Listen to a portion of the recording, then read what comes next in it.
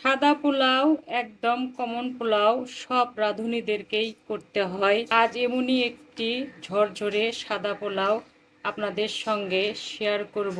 চলুন দেখে আসি কিভাবে তৈরি করেছি। তার জন্য এখানে আমি 1 কেজি চিনি কুড়া চাল নিয়েছি। এখন আমি সুন্দর করে পরিষ্কার করে পানি ঝরাতে দেবো।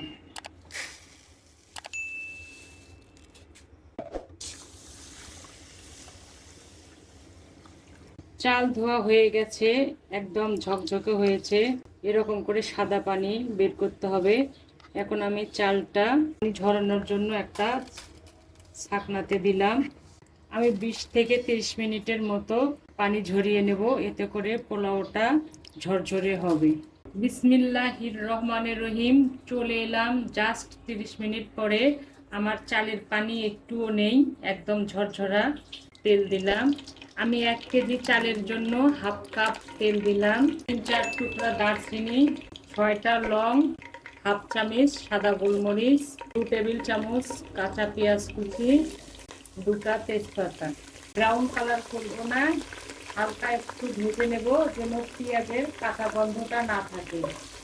ব্রাউন কালার করলে পোলাওটা সাদা হবে না। 2 থেকে 3 মিনিট পেঁয়াজটা ভেজে নেব যেন কাঁচা গন্ধটা না থাকে। পেঁয়াজ ভাজা শেষ, কাঁচা গন্ধ নেই। আমি 2 মিনিটের মতো ভেজেছি। এখন ঝরানো চালটা দিয়ে দিলাম। চালটা আমি 6-7 মিনিট ভেজে নেব যেন চালটা ঝরঝরে হয়, এতে করে পোলাওটা ঝরঝরে হবে। হাফ চামচ রসুন বাটা, হাফ চামচ আদা বাটা, হাফ চামচ জিরে বাটা, হাফ চামচের একটু বেশি পোস্ত বাটা দিয়ে দিলাম, তাহলে পোলাওটা টেস্ট হবে। আর আমি দিলাম 3 মিনিট ভাজার পরে। প্রথমে দিলে চাল আর চালের সঙ্গে মশলাগুলো লেগে যেত তলায়, ওই জন্য এই পর্যায়ে দিলাম। চালটা একটু ঝরঝরা হওয়ার পরে এখন বাকি আর 4 মিনিট আমি চালটা ভেজে নেব, 3 থেকে 4 মিনিট। চাল ভাজা হয়ে গেছে, একদম ঝরঝরে হয়ে গেছে। আর এই টাইমে পানি দিতে হবে, তাহলে পোলাওটা ঝরঝরে হবে। তো এখন আমি চাল যা নিয়েছি তার ডাবল পানি দিচ্ছি। আর পানির সঙ্গে হাফ কাপ লবণ দিলাম পরিমাণ মতো। আমি চালের সঙ্গে হাফ কাপ গুঁড়া দুধ নিয়েছি, তাহলে পোলাওটা সাদা ধবধবে হবে। ছুটি দিলাম, এটা অপশনাল। একটি কাঁচামরিচ দিলাম।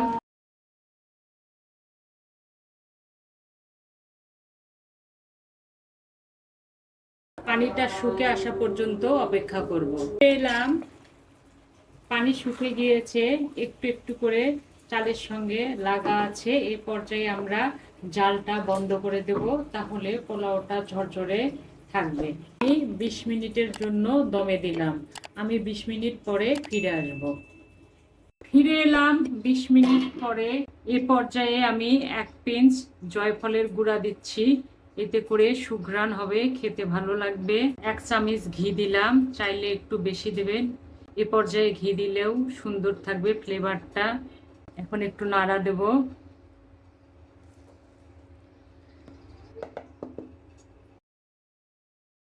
আমি এখন পরিবেশন করব। গন্ধে মৌ মৌ করছে পুরো ঘর। একদম সহজ, সাদা ঝরঝরে হয়েছে। ঠান্ডা হলে আরও ঝরঝরে হবে। সাদা পোলাও কিন্তু গরুর মাংস ভুনা, মুরগির মাংস ভুনা, খাসির মাংস ভুনা সঙ্গে খেতে অনেক ভালো লাগে।